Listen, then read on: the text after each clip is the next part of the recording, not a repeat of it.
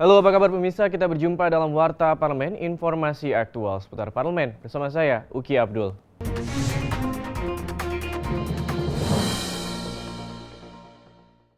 Warta Parlemen kita awali dengan informasi dari Komisi 9 DPR RI terkait lemahnya pengawasan dan koordinasi yang dilakukan oleh pemerintah atas persoalan tenaga kerja Indonesia yang masuk secara ilegal di luar negeri. Komisi 9 DPR RI mendesak kementerian dan lembaga terkait untuk melakukan inovasi dalam penataan tenaga kerja Indonesia yang unggul. Kita simak informasi selengkapnya. Terkait lemahnya pengawasan dan koordinasi yang dilakukan oleh pemerintah atas persoalan tenaga kerja Indonesia atau TKI yang masuk secara ilegal di luar negeri, Komisi 9 DPR RI mendesak kementerian dan lembaga terkait untuk melakukan inovasi dalam penataan tenaga kerja Indonesia yang unggul. Ditemui saat rapat dengar pendapat dengan BNP 2 TKI di Gedung DPR RI Jakarta baru-baru ini, Wakil Ketua Komisi 9 DPR RI Erma Lena menjelaskan, jika melihat aspek hukum dan prosedurnya, penempatan tenaga kerja Indonesia di luar negeri banyak yang tidak memenuhi keabsahan dokumen dan masuk secara ilegal ke negara lain. Untuk itu, Erma Lena mendesak pemerintah pusat untuk meningkatkan fungsi pengawasan dan koordinasi ke seluruh pemerintah daerah yang ada di Indonesia. Memang para pekerja ini tidak banyak juga yang paham tentang legal dan tidak legal, prosedur dan tidak prosedur. Yang mereka paham itu adalah mereka butuh pekerjaan dan mereka melihat di luar negeri itu ada pekerjaan dan mereka berangkat ke luar negeri.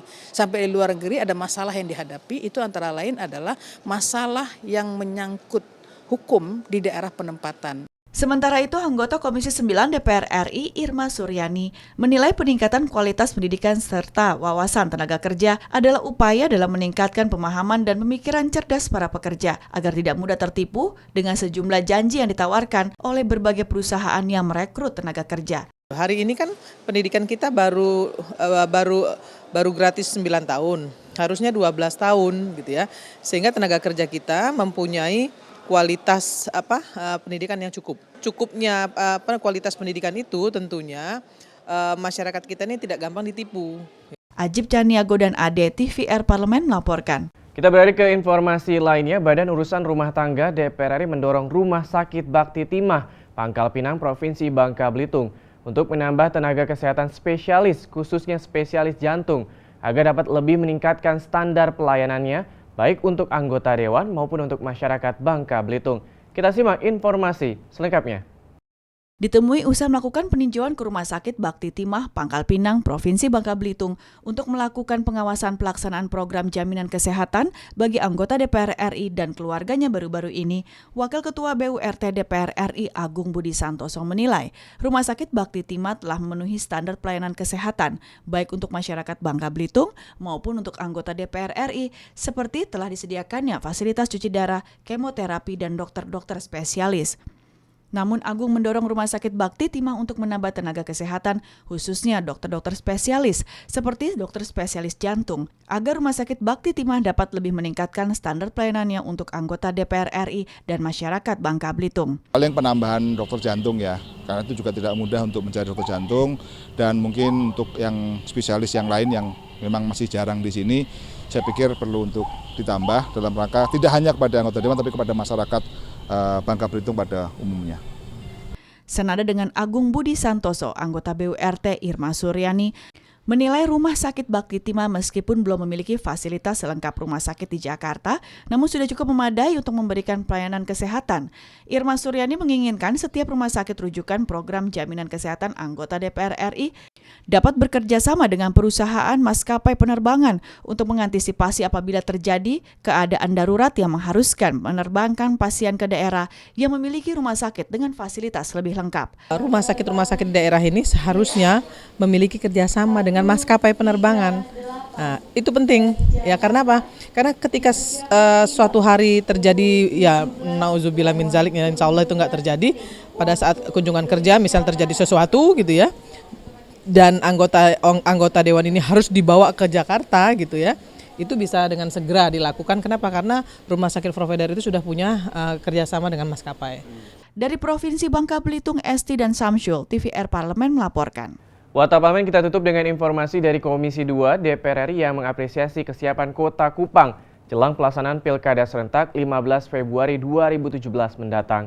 Komisi 2 meminta perhatian khusus penyelenggara pilkada dan pemerintah daerah agar pendistribusian logistik ke daerah-daerah pelosok tidak terlambat. Kita simak informasi selengkapnya. Komisi 2 DPR RI melakukan kunjungan kerja spesifik ke Kota Kupang, Provinsi Nusa Tenggara Timur terkait persiapan dan kesiapan Pilkada serentak 2017 di daerah tersebut.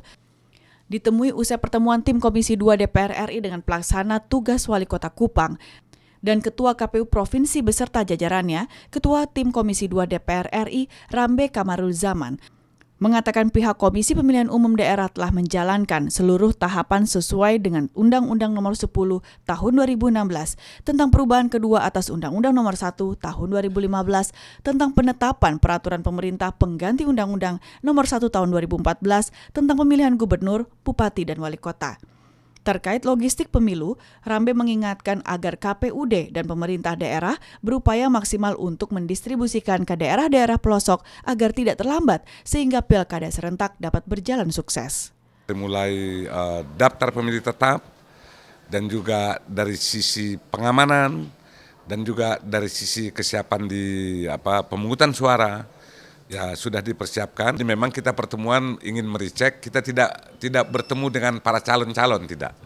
Tetapi adalah bagaimana persiapan dari penyelenggara, daripada pemerintah, dari pengamanan baik Kapolres maupun TNI dan juga hal-hal yang diperlukan yang harus diselesaikan segera sebelum pemungutan suara H-1. Hal senada disampaikan anggota Komisi 2 DPR RI Henry Yosodiningrat yang menilai kesiapan Provinsi Nusa Tenggara Timur, khususnya Kabupaten Kupang, sudah cukup bagus. Terlebih perhatian khusus yang diberikan kepada penyandang disabilitas. Tadi sudah meninjau kesiapan di gudang ya, tentang untuk rencana pendistribusian kotak suara dan sebagainya. Nampaknya semua sudah siap.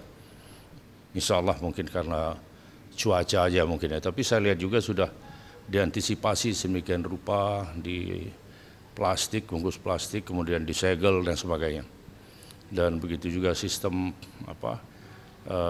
juga sudah menyiapkan untuk saudara-saudara kita yang penyandang cacat seperti yang buta gitu ya. Mereka ada huruf braille yang di bawahnya dimasukkan tanda gambar sehingga dia dengan itu dia bisa tinggal nusuk gitu. Jadi sangat menggembirakan lah saya lihat. Dari Provinsi Nusa Tenggara Timur, Rifki Makdudi, TVR Parlemen melaporkan. Bisa demikianlah Warta Parlemen edisi kali ini. Sampai jumpa pada Warta Parlemen berikutnya. Terima kasih atas perhatian Anda. Wassalam.